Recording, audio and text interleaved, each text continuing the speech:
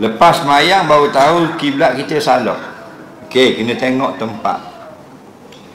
Jika kita duduk pada tempat yang tidak ada arah kiblat, contoh di laut, tak nampak matahari mendung semua, tak nampak pulau, jadi kita pun buat ijtihad dengan anggaran sebelah ni kiblat kita. Kita pun semayang, Allahu Akbar, semayang.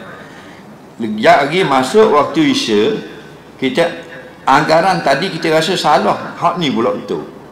Maka kita kena semayang hak ni pula. Tak boleh dah semayang hak ni. Tapi semayang tadi tidak perlu diqadha. Faham lagi? Adapun kalau kita solat pada tempat yang ada arah kiblat, kita yang tersalah kerana cuai, wajib kena ulang. Contoh dia baru pindah dari Kuala Lumpur, duduk sebelah masjid. Faham tak?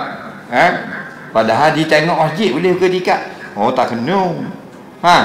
Dia pergi anggar juga. Anggar-anggar tangke pelah kapah. Faham lagi? Habis mayang seminggu baru teringat, baru betul kot no. Itu wajib kena qadha. Kerana duduk pada tempat yang ada karenah, ada alamat kiblat. Tak, yang kata solat yang kedua tidak boleh membatalkan solat yang pertama pada tempat yang tidak ada arah, seperti padang pasir yang tidak ada sumber. Nak tengok arah mana pun tak tahu, matahari pun tak nampak. Atau di alam yang sangat kelam. Karena al-ijtihadu la yukidul ijtihada. Ijtihad yang kedua tak membatalkan ijtihad yang pertama. Tadi aku semayang kot nung, kerana anggaran tu memang berat belah nung. Ni aku berasa belah ni pula semayang asar, aku semayang kot ni. Semayang ni tak payah qadha, semayang ni tak payah qadha. Tapi kalau kita lari sedikit, dimaafkan pada syarak. Contoh, sepatutnya begini sejadah kita, yang betulnya begini sedikit, yang tak adanya kita semayang begini, hak sebetulnya begini. Itu sudah lagi. Kerana kita yang wajib betul-betul dada muka kena Kaabah pada tempat yang nampak Kaabah.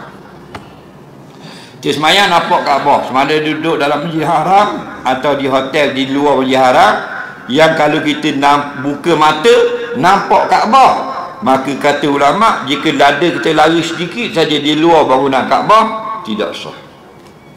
Ada pun pada tempat yang tak dapat Kaabah, sama ada terlindung di belakang Masjidil Haram atau kita di Terengganu ni jauh. Faham lagi? Semuanya bukan dengan yakiniyah, bukan dengan nampak Kaabah, tapi dengan ijtihad. Ijtihad ni makam dia makam zanniyah, berat sebelah betul saja.